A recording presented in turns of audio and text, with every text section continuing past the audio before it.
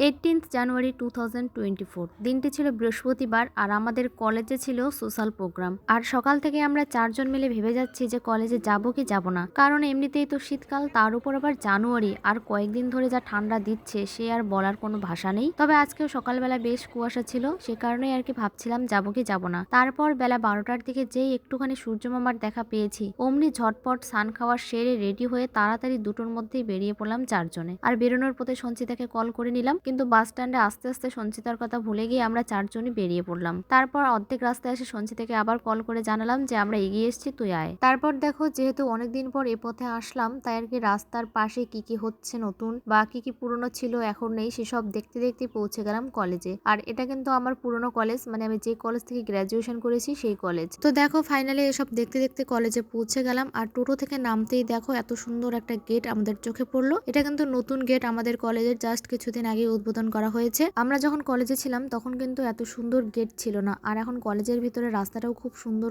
করে দিয়েছে। তাছাড়া দেখো গেট পেরিয়ে মাঠে ঢোকার মতো একটা রাস্তা রয়েছে, আগে কিন্তু এই রাস্তাটা ছিল না, আগে কিন্তু মাঠে ঢুকতে গেলে ওই সাইডে ঘুরে আসতে হতো। যাই হোক, আগের তুলনায় বর্তমান কলেজটা কিন্তু অনেক সুন্দর হয়েছে দেখতে। তারপর মাঠে ঢুকেই দেখলাম কলেজের কিছু স্টুডেন্ট এখানে ডান্স করছে।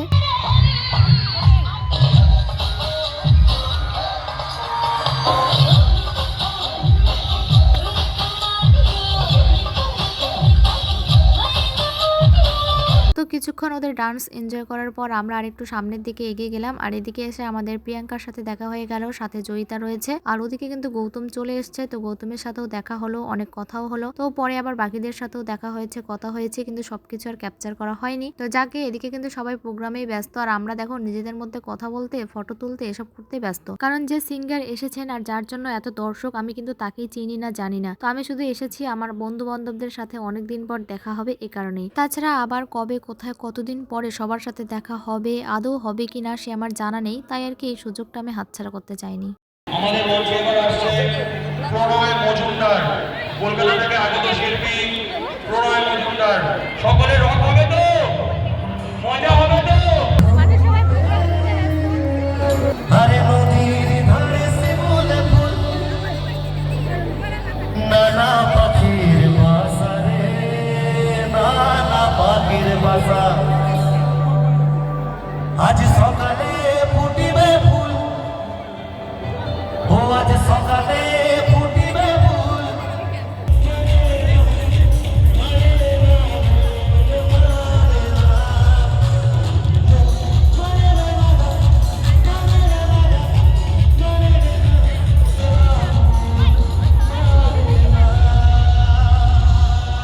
আর এদিকে দেখো গানের তালে তালে কিন্তু সবাই নাচানাচিও শুরু করে দিয়েছে। আর আমরা যেহেতু নাচতে পারি না, তাই আর কি আমরা পিছনে দাঁড়িয়ে দাঁড়িয়ে বাকিদের নাচ দেখছি। তো এই হচ্ছে ব্যাপার। আর আজকেই হচ্ছে এমন একটা দিন, যেই দিনে কলেজে সবাই আসবে, সমস্ত বন্ধু বান্ধবী যে যেখানে যে কাজের মধ্যে থাকুক না কেন আসবে। আর এদিকে দেখো আমাদের সুস্মিতাও নাচানাচি শুরু করে দিয়েছে, ক্যামেরা দেখে বেচারি লজ্জা পেয়ে গেল। তো যাকে, এদিকে ওরা সবাই রয়েছে, আমরা ওদের পাশেই দাঁড়িয়ে রয়েছি। আর বাকি দিন যদি কোনো কাজেও আমি কোনো বন্ধু বা বান্ধবীকে বলি চল তো এখানে যাই বা ওখানে যাই, তাহলে ওদের যত কাজের তাড়া থাকে। তবে এটা কিন্তু আমি কারো নামে নালিশ করছি না, আসলে আমরা সবাই, এমনকি আমিও অনেক ব্যস্ত থাকি। আর সত্যি বলতে আমার বন্ধু বান্ধবীরাও সবাই অনেক ব্যস্ত থাকে। আর আমরা সবাই নিজেদের ব্যক্তিগত জীবনে যতই ব্যস্ত থাকি না কেন, সেই স্কুল কলেজের ক্লাসরুম, টিচার আর বন্ধু বান্ধবদের কিন্তু সবসময় মিস করি। তাছাড়া কলেজটা এখন অনেক আপডেট হয়েছে, সেটাও দেখার অনেক ইচ্ছে ছিল। তো এই কারণেই আমার কিন্তু কলেজে আসা। তো যাই হোক, দু একটা কথা বলতে বলতে অনেকগুলো কথা বলে ফেললাম। তো চলো ফাইনালি এখন একটু প্রোগ্রামটাকে এনজয় করা যাক।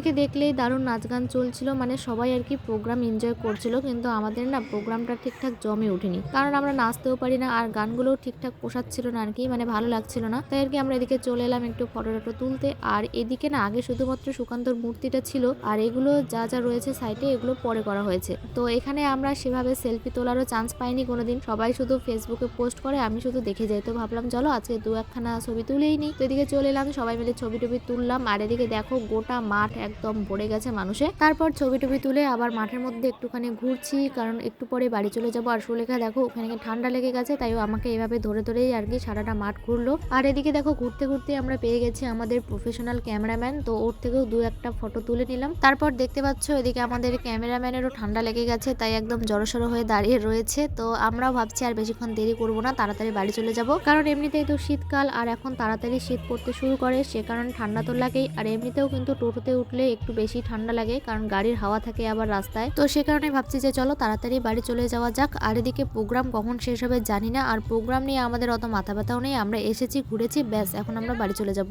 আর আজকে আমাদের ক্যামেরাম্যান হচ্ছে অপর্ণা, তো আজকের পুরো ভিডিওটা ওই করেছে, আমি জাস্ট একটু একটু করেছি, অল্প একটু, তাছাড়া পুরোটাই ও করেছে। তো ভিডিওটা কেমন লাগলো অবশ্যই জানিও। আর পাবলিক করতে অনেকটা লেট হয়ে গেল, কারণ জানি না আমার কি প্রবলেম, আজকাল আমার কিছুতেই ভাল লাগে না, না পড়াশোনা করতে ভাল লাগে, না এডিট করতে, না কোনো কাজ করতে, সারাদিন শুধু শুয়ে শুয়ে কাটিয়ে দিই। তো যাক গিয়ে ভিডিওটা কেমন লাগলো অবশ্যই কমেন্ট করে জানিও, ভালো লাগলে অবশ্যই একটা লাইক করে দিও। আর দেখো আমরা কিন্তু বাড়ির পথে চললাম, আর বাড়ি যাওয়ার আগে আমাদের সোমার সাথে দেখা হয়ে গেল। তো সোমা আমাদের সাথে বাড়ি যাচ্ছে, তো এই সবাই মিলে আমরা একসাথে বাড়ি চললাম। চলো টাটা।